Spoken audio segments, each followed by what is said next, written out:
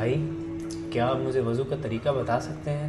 کیونکہ مجھے لگتا ہے کہ میرے وضو میں غلطیاں ہیں۔ کیوں نہیں، وضو میں سب سے پہلے نیت کرتے ہیں۔ اچھا بھائی، آپ نے کہا ہے کہ نیت سب سے پہلے کرنی ہوتی ہے، تو ابھی میں نے قرآن پڑھنا ہے تو اس کے بعد نماز بھی پڑھنی ہے، تو کیا مجھے دونوں نیتیں کرنی ہوں گی یا ایک نیت سے ایک وضو کروں اور اس کے بعد پھر نماز کے لیے الگ وضو کروں؟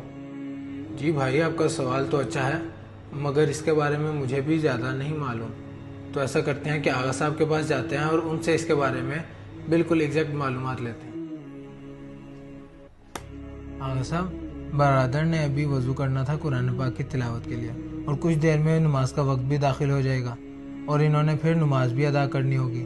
تو انہوں نے مجھ سے سوال کیا کیا میں ایک ہی وضو کے ساتھ یہ دونوں کام انجام دے سکتا ہوں یا مجھے الگ الگ نیت کرنی پڑے گی یا الگ الگ وضو بھی کرنا پڑے گا؟ تو اس کا جواب مجھے بھی معلوم نہیں تھا، تو برائے مہربانی اس کی طرف ذرا رہنمائی کریے گا۔ بہترین سوال۔ سب سے پہلے میں آپ لوگوں کے سامنے اس کانسیپٹ کو کلیئر کرتا ہوں کہ در حقیقت میں نیت کہتے کسے ہیں۔ ہمارے معاشرے میں یہ سمجھا جاتا ہے کہ نیت کسی خاص الفاظ کو دہرانے کا نام ہے یا کسی الفاظ کو دل میں لانے کا نام ہے، جبکہ یہ حقیقت سے کوسوں دور ہے۔ حقیقت یہ ہے کہ نیت انسان کے ارادے کا نام ہے۔ یعنی کیا؟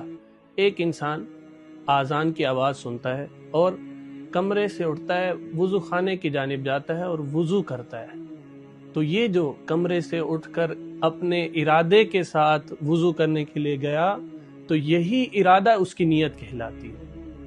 یہ ہو گیا نیت۔ اب آپ کا جو سوال ہے کہ آیا ہم نے جب قرآن کی تلاوت کرنی ہے اس کے لیے وضو کیا ہے، اس کے بعد نماز کے لیے دوبارہ وضو کرنا ہے، تو سید سیستانی حفظ اللہ کے نزدیک اس کے لیے دوبارہ وضو کرنے کی ضرورت نہیں ہے۔ کیوں؟ کیونکہ آپ فرماتے ہیں کہ کوئی بھی وضو جو قصد قربت کے لیے کیا گیا ہو۔ اب یہاں بھی بہت سے لوگ اشتباہ کرتے ہیں کہ قصد قربت سے مراد لفظ قربت اللہ ہے، جبکہ حقیقت میں ایسا نہیں ہے۔